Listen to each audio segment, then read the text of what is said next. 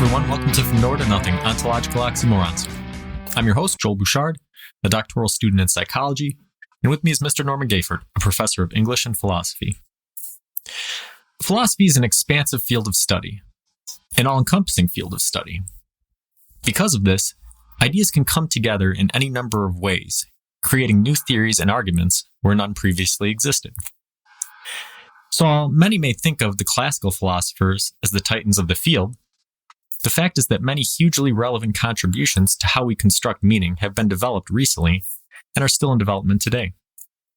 There's no better example of this than Mary Midgely, a woman who took information from a number of diverse disciplines and synergized them into a new way of looking at the world.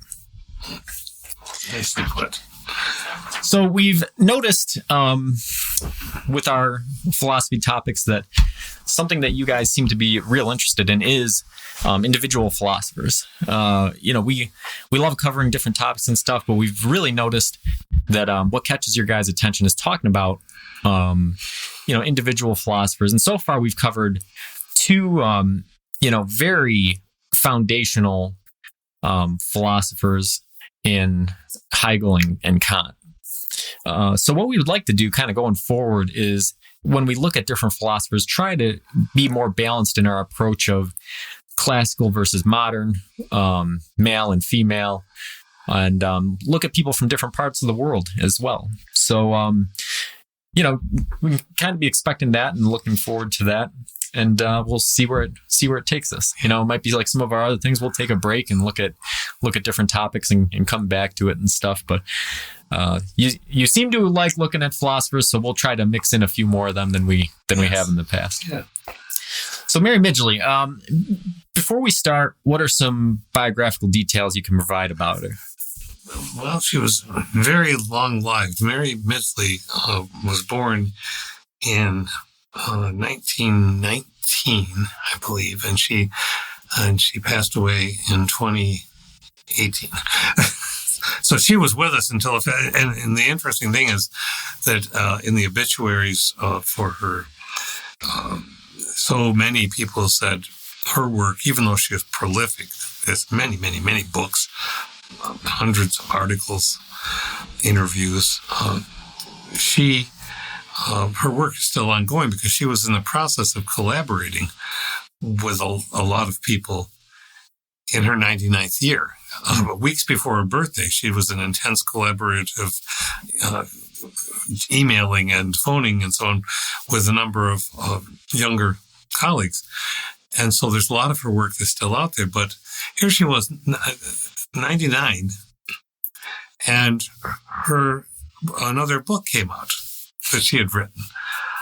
And she was known to have said from time to time, she had apparently a very, very dry sense of humor, very formidable woman who, with interviewers, would bring them into her cottage, insist on giving them a little food first, because once they talked about ideas, she was going to forget to serve the food.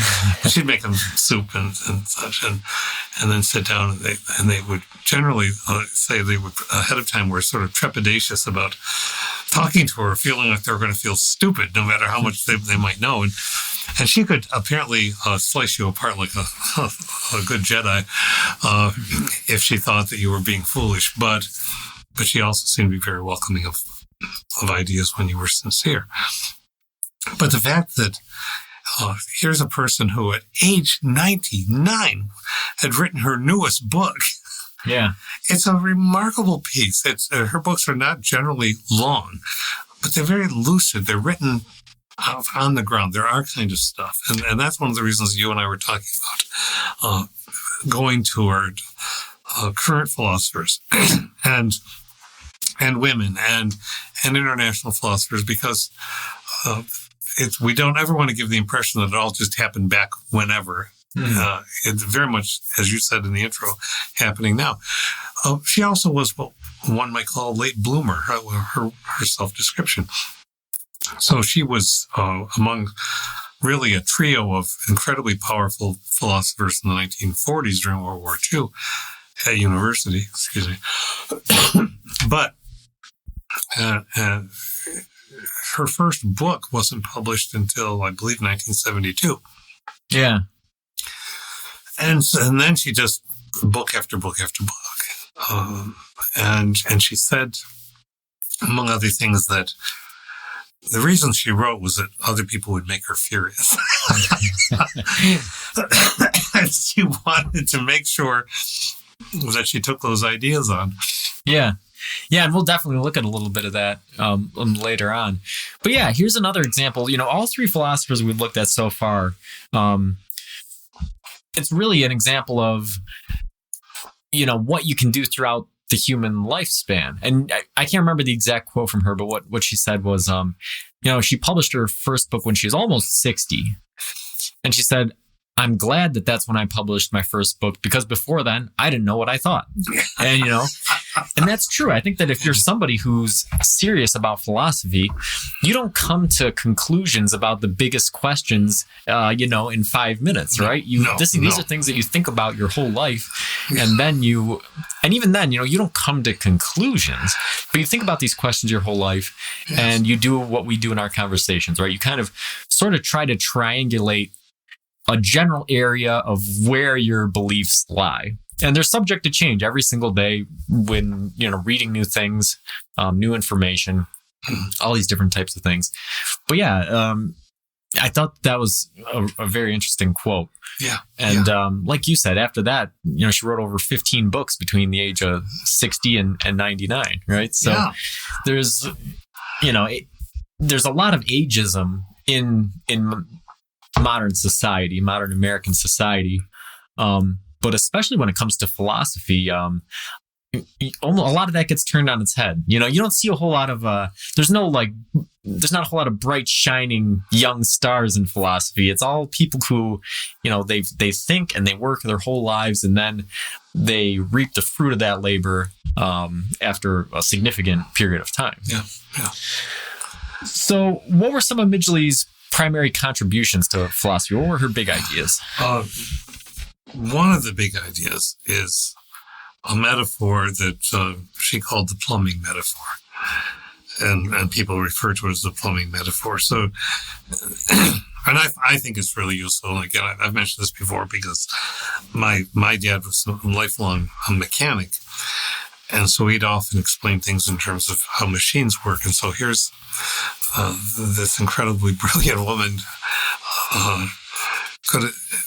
Male philosophers I've never heard say anything quite like this. She says that practicing philosophy is analogous with plumbing, because really it's so buried within a larger structure that you don't really notice it until you don't do it. Mm-hmm. When the plumbing stops working, and then you need it, and then you begin to think, how complicated is all the piping, and how many layers are there in the structure in which you're living?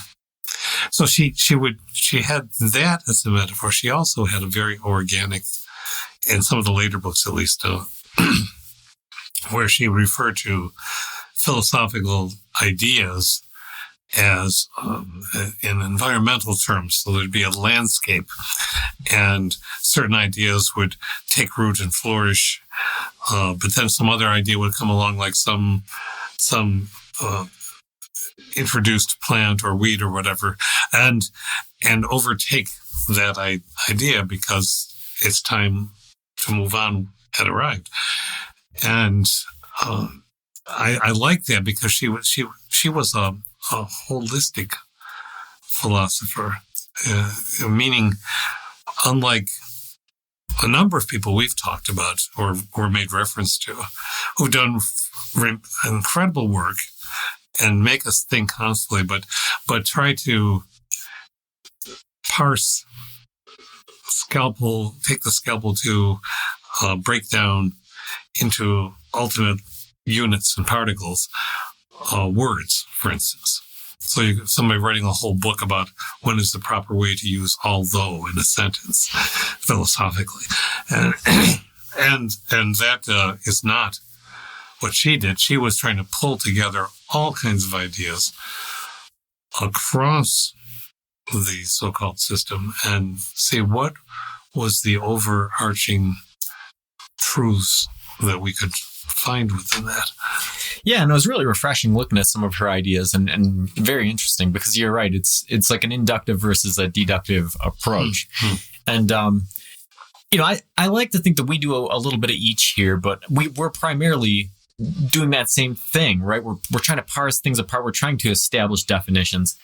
And she didn't do a lot of that. She didn't wrestle as much with human language as she did try to situate patterns of reality within what we're looking at as a whole, and trying to look at things that way. So, we'll talk about how she got into some of that in a little bit. Let's real briefly talk about what were Midgely's views on women in philosophy. This is the first women philosopher that we've talked about. What were sort of her viewpoints on that? Well, she did make with interviewers, she had made comments from time to time, being asked about the fact of World War II going on when she was doing her collegiate studies and encountering other women who were doing the same thing, and asked, well, was that with so many men were gone, did that make a difference? And she said, well, probably we got, I think I'm paraphrasing, but probably we got more attention than we might have had it been a non-combative situation.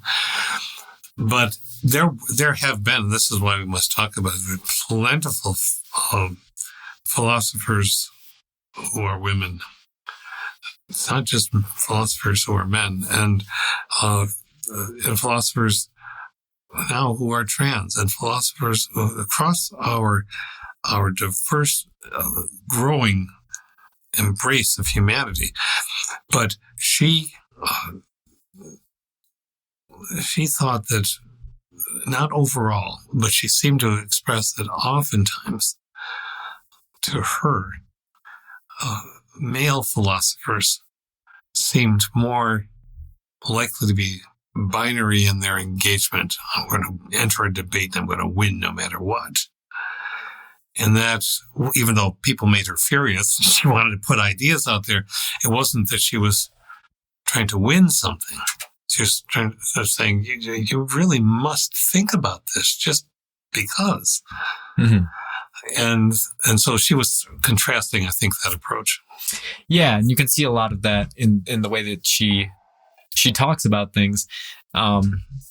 Specifically when it comes to kind of religion and science and some of these other things where she takes a stance where, your gut reaction, especially in our sort of, polarized current situation, she'd say something and say, well, I don't think that that's right. But her whole thing is, well, I'm not saying it's right, but I'm saying you need to think about, And this goes to biographical details. So her father, as I recall, was a vicar. Her family, her parents were Christian. She avowedly wasn't. And so there have been, as you say, in the polarized nature of things, people who grab her work and hold it up as a shining example of an evangelical Christian speaking philosophy. No, she wasn't. She said, no, I'm not doing that. But she didn't disavow God. Yeah. And she very much believed that science was important, but she was adamant about scientism. Yeah. Which is different, right? I think we've talked about this before. Yeah, and we'll cover that in a little bit because I really love the way that she approaches science and specifically natural selection. Yeah. But it's she's a funny one to follow because if you wanted to cherry pick quotes from her, you could make her say almost anything you want. But it's not that she had contradictory views. It was more just that she was saying that you should be looking at these different things. Because like you said, she said that she wasn't a Christian. She couldn't make it work, I think was her direct quote. Yeah. But then she also said that, should we abandon, religion for, science? No. There's things that science can't answer. Religion does a good job of answering certain questions that science can't, and it's important for people's moral compasses and these sorts of things. And so it's funny, because we're used to, this adversarial sort of system, where you're taking the stance of a lawyer, right? So if you're the defense attorney, you're going to try to completely mitigate any sort of things that your client's done. If you're the prosecutor, you're going to try to aggravate all of these things. Yeah. It's not the right way to do things, right? It's best to try to look at it in an objective viewpoint. Say, okay, well, my defendant did do these bad things, but there was also these other things that bear it out. And the system should be to try to find the truth, not to try to defend your viewpoint. And it's unfortunate that in philosophy, sometimes that does become the case. But that's one of the refreshing things looking at Midgely. She was not that way. It was more about, like you said, examining ideas and trying to place them within what she was seeing. But talking about women in philosophy, you're absolutely right. It's not like it's just our more liberal modern times either. There was ancient Greek philosophers who were women. So women have always been in philosophy, and you and I are obviously proponents of anybody who's thought about a deep question has done philosophizing. Yes, so exactly. Everybody on the face of the earth has philosophies. Everybody needs plumbing. Right, yeah. Of some kind. And, now how much effort you put into it and how well you think of these arguments is a different story. But, there's people from ancient times, there's people from all over the world, from all different backgrounds that need to be heard. Yeah. And have interesting ideas. So we're looking forward to exploring those. But, it's funny, the way she talked about women in philosophy after World War II, it really falls into that metaphor that you mentioned earlier, right? It's the kind of thing where, okay, well, if you look at it as plants, well, if one species of plant started to die off, another one came in and kind of filled the gap. Yeah. And that's a fascinating thing about history, right? One of my favorite things to do is look at famous people in history and read their entire background story. Because, lots of times you find, okay, well, they came from a pretty normal background. And in many cases, you find yourself asking the question, well, how much of where they are today is this big important idea they had, or the hard work that they put in, or just being in the right place in the right time. Right? Yeah. And that's in no way diminishes Midgley's ideas, right? Because these thoughts that she had are obviously important. Right. But the access of the public to those thoughts based on the societal demographic makeup of the time, it's very likely that she might never have been heard if there wasn't World War II. Not for lack of the promise of the ideas, but for the patriarchal system that's in place and some of these other things that contribute to it. She in some interviews one reads, she would essentially giggle just a bit when people are asking about her ideas becoming much more popular now being in the the 21st century, and she would rather humbly say, well, I didn't really expect that I was going to be read much, but this is quite delightful. But as you said earlier, just from the viewpoint of teaching us patience, teaching us sticking with the things that you are deeply interested in and involved in is amazing. I told you when the retirement happened with me, I was, I'm 63 now. I was a little dated. And I was beginning to feel like I was finally getting much closer to becoming the teacher that I was wanting to be since I started out at age 23. Right. And you have that sense of things that aggregate and develop and web and experientially and intellectually and all of this start to inform you in ways that you couldn't be when you were a kid, essentially. And And I admire her for this because of her. I don't admire somebody for their longevity. Their longevity happens for reasons that are attributable and not. But I admire her for her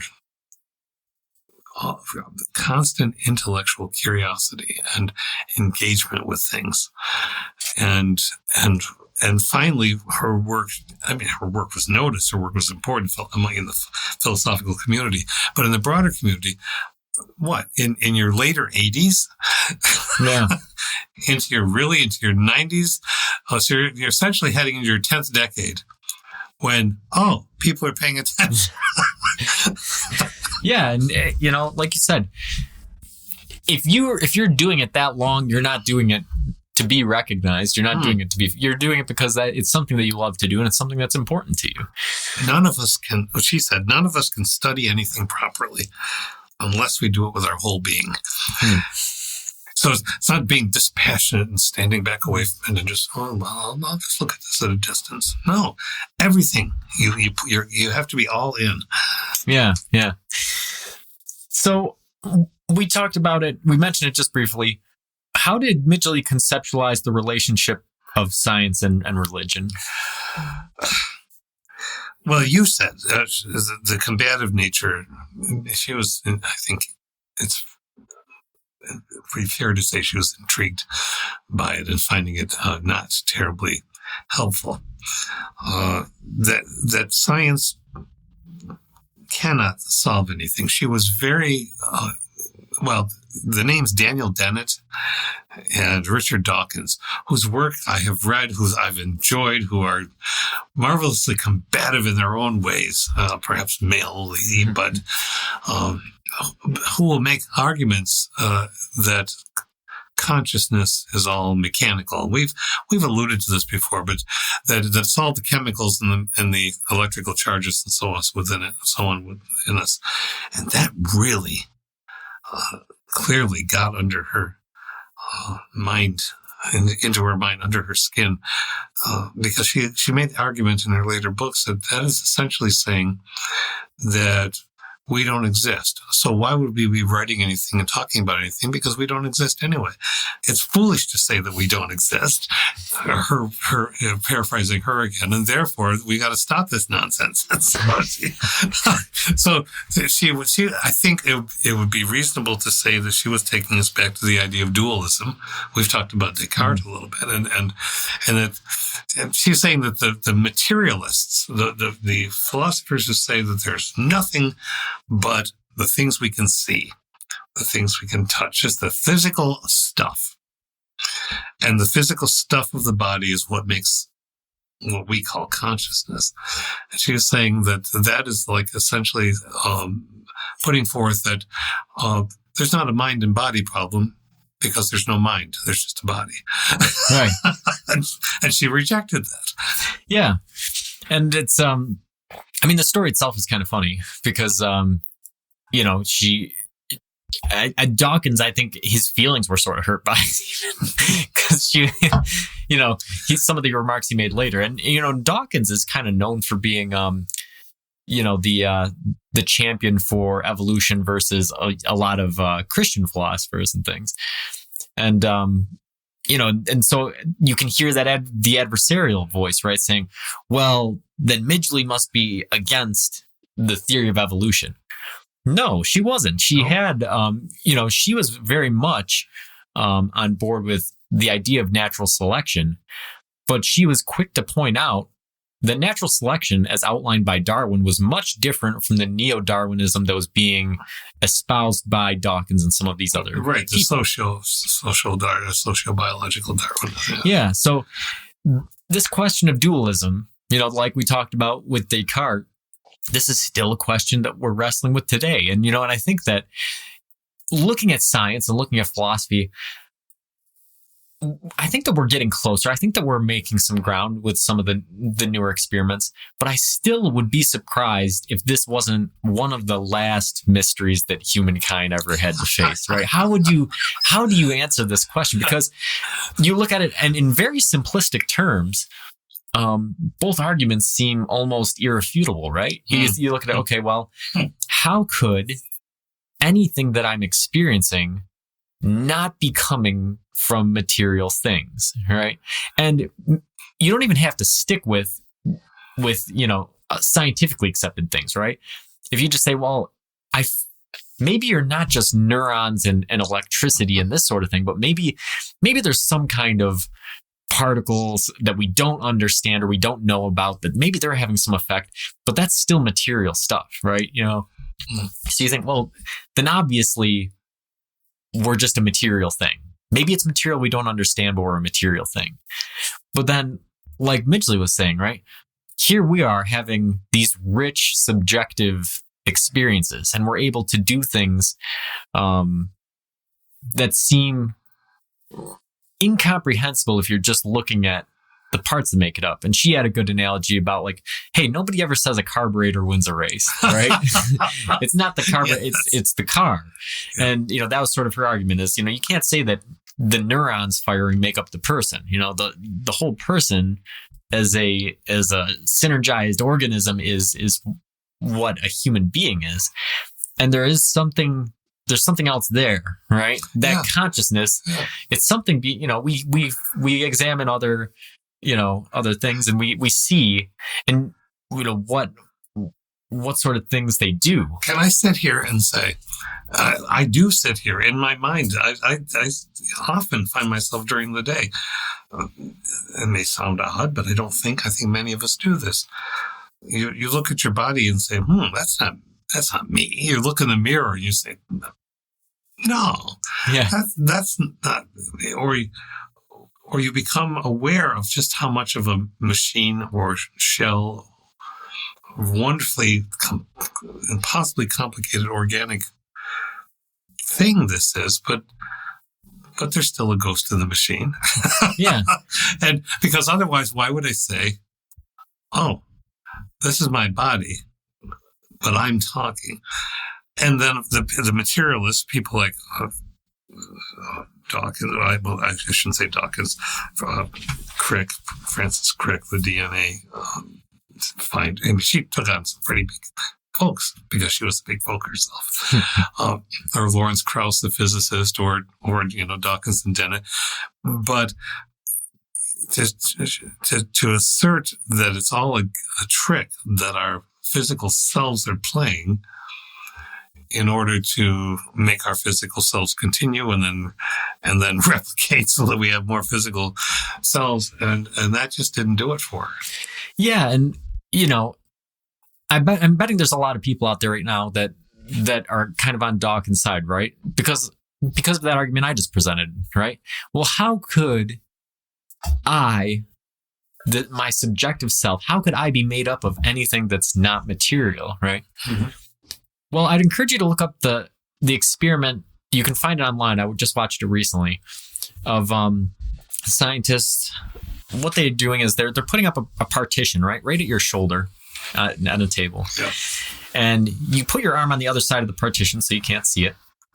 And then they put a fake arm on your side of the partition. And then they throw a blanket over your shoulder so you can't see that the fake arm doesn't connect and you can't see your real arm going around the partition. And then they do essentially a conditioning exercise where they sort of take a feather and they rub it along all of the fingers of your real hand and your fake hand at the same time. And it sends these messages to your brain that something's going on. And eventually your brain adopts this fake arm, right? And then they start doing experiments with, again, tickling it with a feather or pricking it with a pin. Yeah. And you watch these people and they can have pins pushed all the way through their real hand and not react. But if you put a pin in the fake hand, they express pain. And hitting them with hammers and doing these different things, right? Well, how is that, right? Can you explain it neurologically just looking at the nerves? Well, yeah, I'm sure that you see some nerve firings happening where it's adopting this new appendage and it's forgetting an old one. But the subjective eye, of... It just lingers. It just stands there and sticks out its tongue at us. Right. You haven't found me yet. Yeah. So, again, looking at these two arguments, it's really something where, man, will you ever know the answers? And, we've talked about the adversarial nature of it. Well, maybe it's not finding that answer. It's just considering the question. Yeah, that's well put. That's why she often compared philosophy to drawing a map. Now, I know you've done map drawing in various experiences. I think most of us at one point or another, even trying to give somebody directions to go somewhere, we might be embarrassed by our maps. But to draw a map, you have to either remember someplace you've been or have some knowledge of the terrain and how you might get there. But it's not like there's one way to get there. You can have all kinds of different kinds of trips. You can also draw a map of where you've been once you've done the exploring of going through. So it's not a mechanistic process so much as a holistic one. She also said doing philosophy is like chasing rabbits.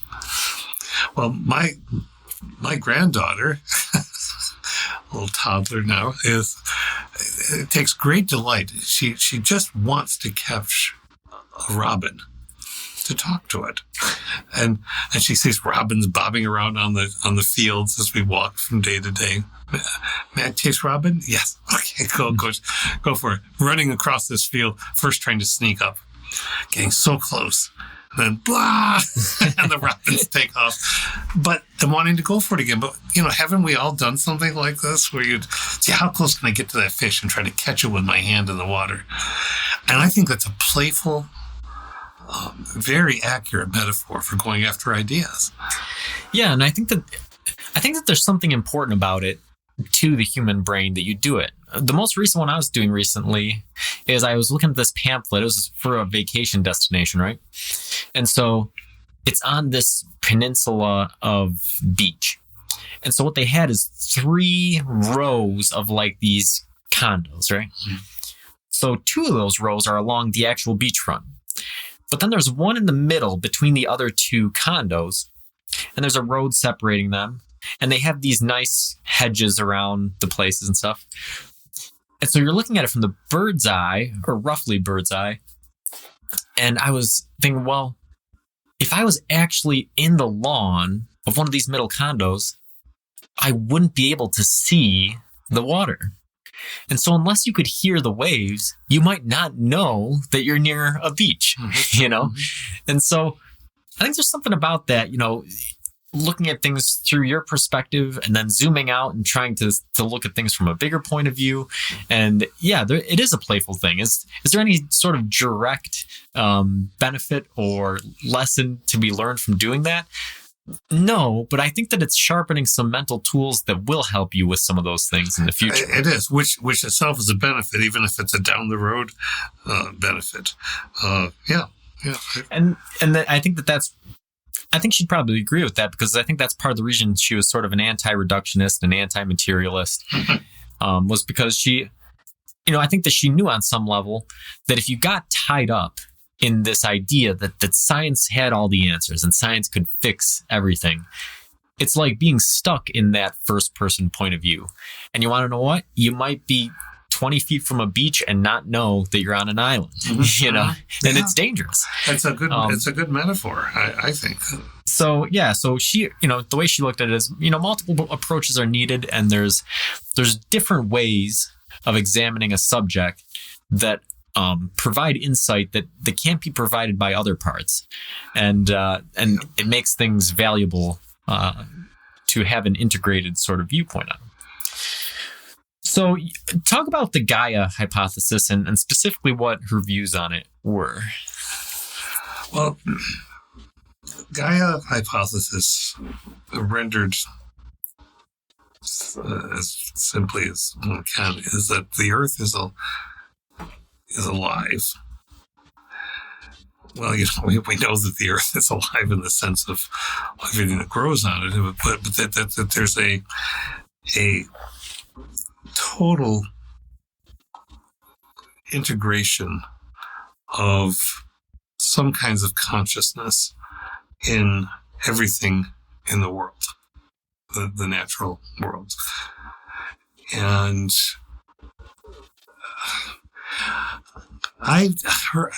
I don't think she made pronouncements on it. She was interested in it. She was exploring it. But I think that it intrigued because it was a sense of a purposiveness and an integration that was not unlike the plumbing metaphor for her. Yeah. And so anybody who's familiar with the Gaia hypothesis, again, I'm sure there's people that will take on a pretty polarized view. They'd either be for it or against it, right? Yeah, of course. But it's another good example of where this kind of thinking about an idea is beneficial, right? So, the hypothesis was presented, and, a lot of the background behind it was this thinking that, the living organisms on Earth are sort of mutually beneficial. So, if there's an imbalance in an ecosystem, there's going to be some organism that's going to come in and kind of fill it in, and it will bring it back to an equilibrium of sorts. So it was really big. It got really big when it first came out. Nowadays, it's sort of been disproven on the grand scale, right? People are saying, well, looking at global warming or climate change, some of these other things, no, there's certain parts of the ecosystem. If you take it out, it's out, and it's the balance. The new balance is now out of balance. There's not going to be a rebalance. Just as if you did damage to someone's head, their mind wouldn't be the same. So there are attempts to disprove this, and I get, I'm rather fond of the Gaia hypothesis. She found it really interesting because it was not a materialist approach again. Just saying, well, the world is just filled with stuff for us to use. Mm-hmm, right. Which was sort of as one take on the Old Testament Christian injunction to multiply and use the world. Yeah. And she rejected that. So to say that it was integrated, that it's self-sustaining. And sometimes with the Gaia hypothesis, people make the error. I have heard people say this when I was in the classroom from time to time, that that means that the world would replenish its oil because we need it. No, the world doesn't care whether we're there or not. The Gaia hypothesis does not assert that the world is doing this for us. The Gaia hypothesis is that the world is aware in itself. Because we can't get away from just focusing on ourselves no matter what. Yeah. If the world's integrated, well, that's all. Why doesn't it just give us more? It's like I would love to hear Midgely talk about this. The current water situation especially in the droughts that are hitting just in our country, hitting on a planetary scale, and people in Phoenix, outside of Phoenix, finding that now, just this week, and across, I'm sure other places in the past couple of years, but just this week, one particular community that closed the door on development. We cannot do any more development because we do not have the water for this. And people getting outraged and saying, I'll pay for the water. As if just by saying I'll pay for it, I've got the monetary resources to find it. No, you don't, because it doesn't exist there now. And so we still have this human idea that if we just shell out enough money, it's available, which is whacked when it comes to the health of the world. Yeah, so I think, what's happened with the Gaia hypothesis is that as time has gone on, what they've found is that, the ecosystem is more complex than they thought it was when the hypothesis was developed. But a lot of the principles of it still kind of hold, right? Like the metaphor she was using with the invasive species, right? Mm-hmm. It's true that if an ecosystem starts to change and you start to see an imbalance of one thing, if the salinity gets too high and, some things start to die, there's going to be some other species of seaweed or something that's going to thrive on that and it's going to grow. And there's going to be some other kind of fish that eats that seaweed that's going to propagate. So you're going to see an ebb and flow of different species based on how the environment works. Yeah, obviously Midgely and nobody else would make the statement that, these things are going to replenish just because we're using them up.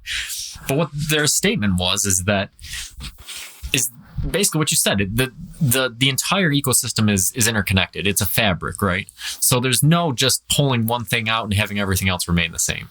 If you pull something out, something else is going to fill that space, and then something else that eats that or uses that for something. There's going to be a change.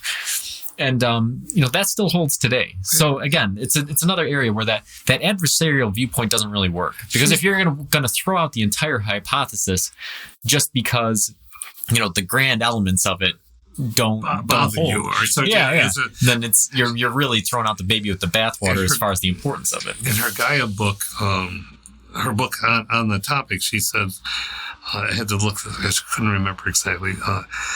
This is a quotation of the idea of the materialist. It's just a pile of stuff for us to use. She says, such a lifeless jumble would be no more capable of being inured than an avalanche would. Indeed, until quite lately, our sages have repeatedly urged us to carry on a war against nature. We did not expect the earth to be vulnerable, capable of health or sickness, wholeness or injury, but it turns out that we were wrong. The earth is now unmistakably sick. The living processes that have so far kept the system working are disturbed, as shown, for instance, by the surge of extinctions. Extinction events for so many species are increasing rapidly. Just offhand, in Florida, the manatees.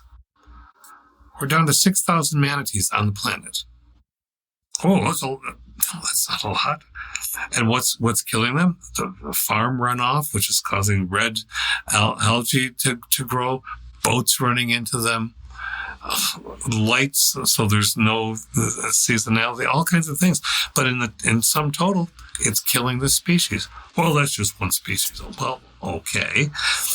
We don't know how that one species necessarily keeps the whole system going. As you said, take one chunk out, take the carburetor out of an engine. How's that going to work? Yeah, exactly. And it's more than just one species, because a lot of scientists have actually said we've entered into a new epoch based off the mass extinctions that are taking place. And so, that's the thing is this Gaia hypothesis, looking at the Earth as a living whole, what you find out is that, okay, well, one species going extinct is devastating to a particular ecosystem.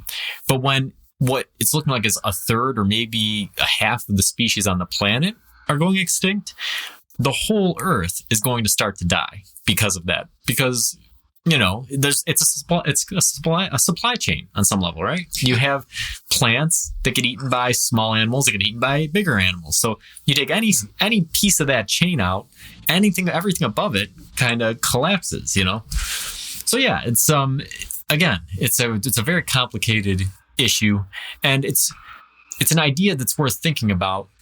Yeah. Without jumping to conclusions of, well, yeah, I definitely support it, or no, it's definitely bunk. No, exactly. No, but think about it. It's, as you said, that's what she's saying.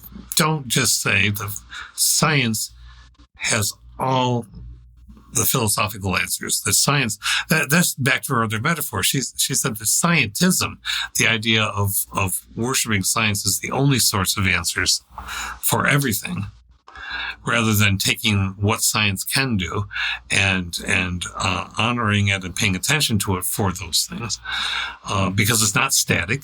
Nothing is static. Philosophy is not static. Science isn't static. But when you just say that's the only species, it would be like digging up everything else in your garden and planting one plant. Okay. Is that plant going to feed us?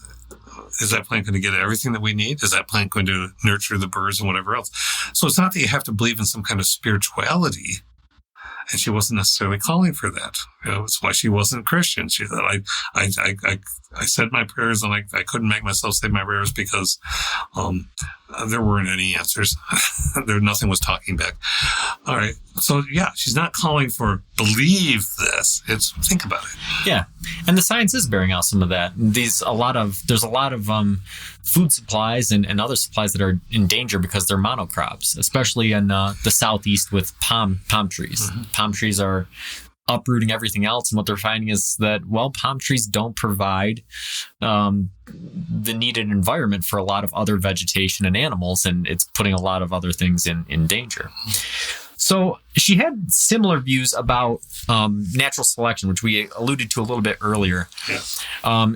Is there anything you want to say on that topic, or you want me to throw in a couple?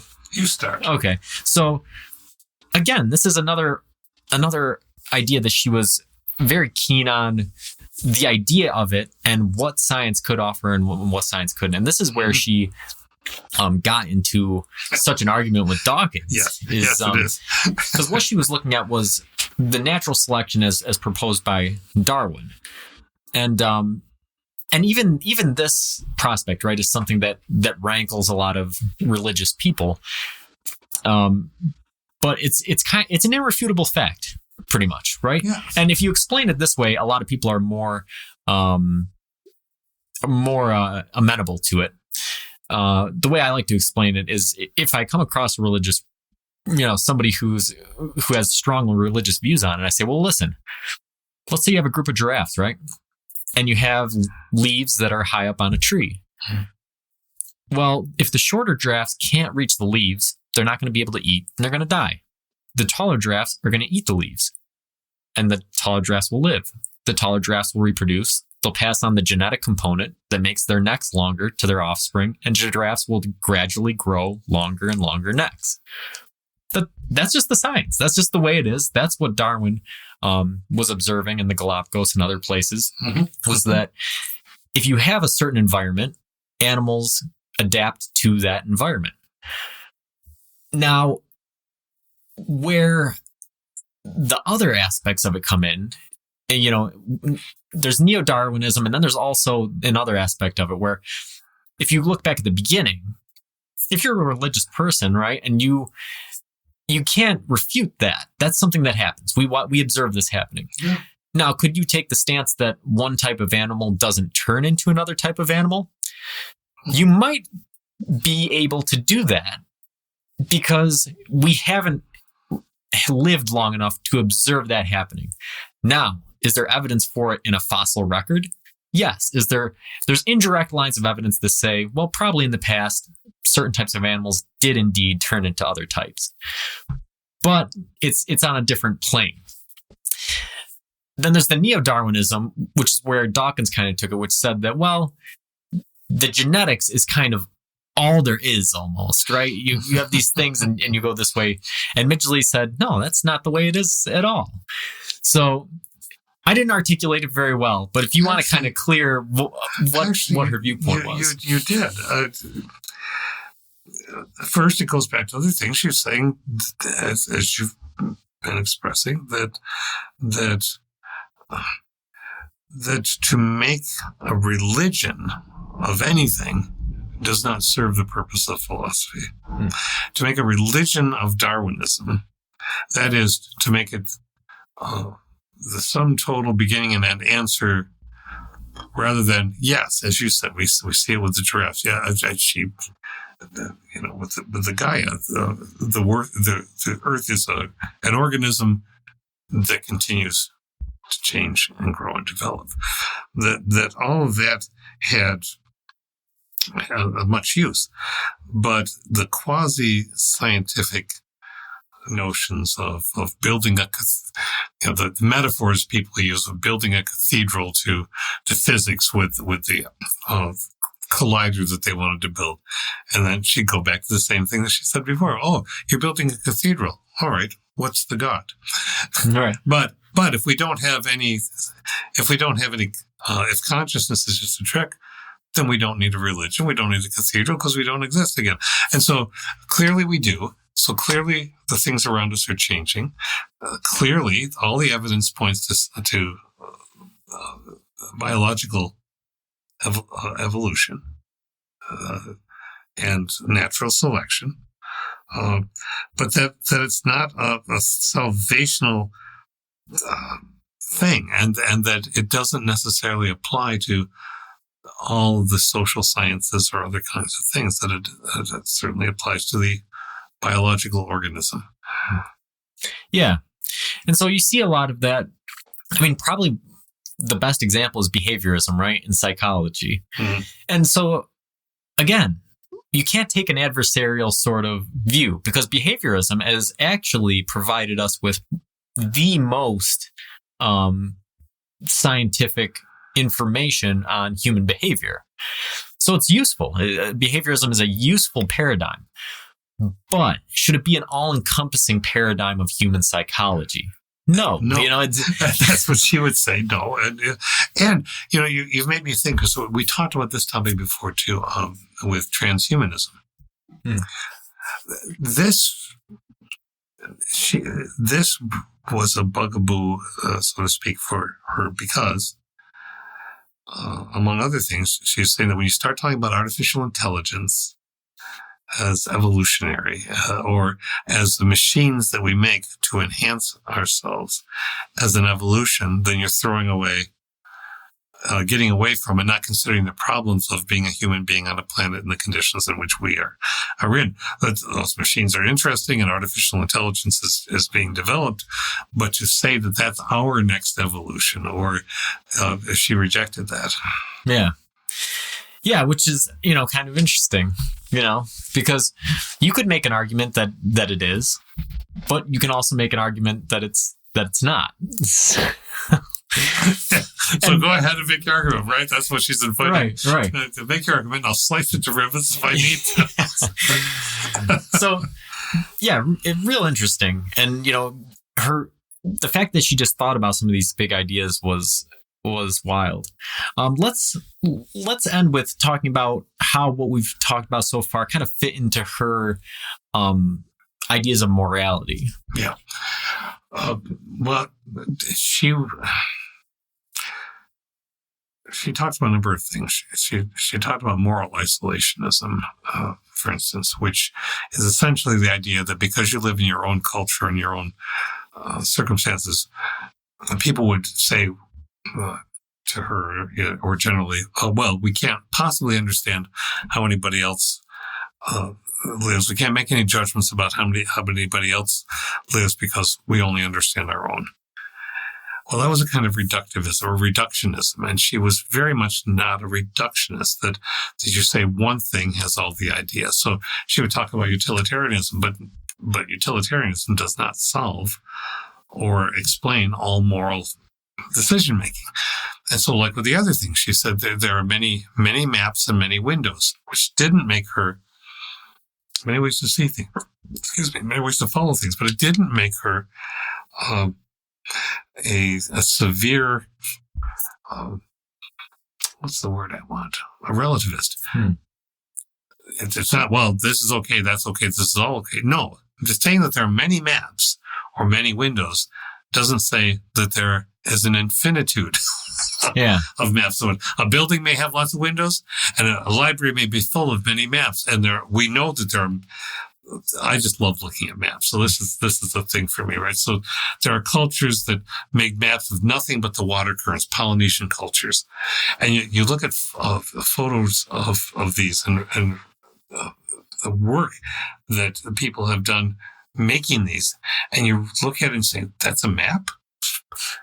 And then you explain what that's talking about for people who are going long distances on water. From your work in the military, so relief maps, and we have satellite maps, and we have a plethora of maps. We don't necessarily have an infinitude of maps. So it's not like they're all equally useful at the same time. Nope, satellite might not tell me anything about what I need to know to walk through the local watershed to find one spring. I'm making it up, but it's bad. But so the a plenitude of maps is good. A plenitude of viewpoints is good, but also so that the goodness is in that it guides us to a more complicated understanding of how morality works. So she's applying the same metaphorical system. Yeah. Yeah. And I mean, as we've talked about, a lot of this is sort of difficult to grasp, but I think we're narrowing in on it now. And I think that the maps is a good metaphor, right? Because, a Polynesian map of the water isn't going to tell you about climbing a mountain, and a relief map isn't going to tell you anything about the depth of a water, and all of these, a satellite map isn't going to tell you how tall a building is, all of these different things. Yeah. And so what she was saying is, don't just go out and, draw your own map however makes you happy. That's not the answer. But the answer is there's all these maps that are accurate, that people have put work into. Yeah. And if you try to use them in conjunction, you're probably going to get pretty near the answer. And the key is to realize what map gives you what information. Does natural selection and evolution provide you with an accurate information about certain things in the environment? Mm-hmm. Yes. Does it provide you with all the answers? No. Does the Gaia hypothesis provide you with some idea of how the Earth works together as an ecosystem? Yes. Does it provide you all the answers? No. Does religion provide you with some answers or some sort of, mental construct about these questions that can't be answered otherwise? Yes. And if that is valuable for people, then there's nobody to tell you that you can't use them. If you believe that it's an accurate map and it jives with the other maps that you have, it gives you something. Right. So it is funny because, like we've talked about at the beginning, a lot of philosophy is people either trying to say, all right, this is the one map and we're narrowing in on this one thing. We're going to answer this question. Or you immediately slip off into relativism. It's not just a slippery slope; it's a cliff. You're walking on a straight path, and there's a cliff on either side. Right? You either believe one thing, or there's relativism. Yeah. And Midgely, that was kind of the beauty of all of her work, is she did find that other way where to say, no, the things that science has been able to do are extremely valuable. Mm-hmm. They're also changing. And the things that people believe and your subjective experience, all of these things, you have to take into consideration each one, and you have to integrate it into a whole in order to come up with some viewpoint of what you believe, mm-hmm. which isn't to say that that's something that's going to be everlasting or unchanging. Because everything is. And so whether she's talking about animal rights, which she was fascinated by, or she's talking about moral systems. I mean, she wasn't laying out a path to the perfect moral system because it doesn't exist. But she also said, for instance, the extremist views, she wouldn't go for that. So to assert that every person is a completely individual, totally autonomous unit. And we've veered into this territory before too, because it always will come up. Can you have a society when everyone is completely autonomous? No, it's probably not going to work to have any kind of order. So there has to be some give and compromise, and not completely realized individuality. And that caused trouble with some people too, but she was trying to negotiate that. One of the most beautiful things I think that she wrote was this. I'll see if I can find it. She talks about love, and she wasn't getting all maudlin and gushy about it, but essentially, I can't find it, but she said that we don't love people enough. We claim to, but then we do these terrible things to huge populations around the planet. We allow them to happen because of our own actions. We don't take responsibility enough for our own actions, which itself is an act of love. And I think that that's sort of a locus of where she was, the humanity. Part of her argument about the scientism was that it attempted to reduce or remove the idea that the humanities have any necessity for being in our lives. And that was utter bathwater as far as she was concerned. Yeah, and I mean that's a struggle that we're still facing today. And all you have to do is look at budgets around your local colleges to figure that out. And it's going to be interesting how that gets addressed too in the context of AI, as AI starts writing songs and plays and all these other things, right? Yes.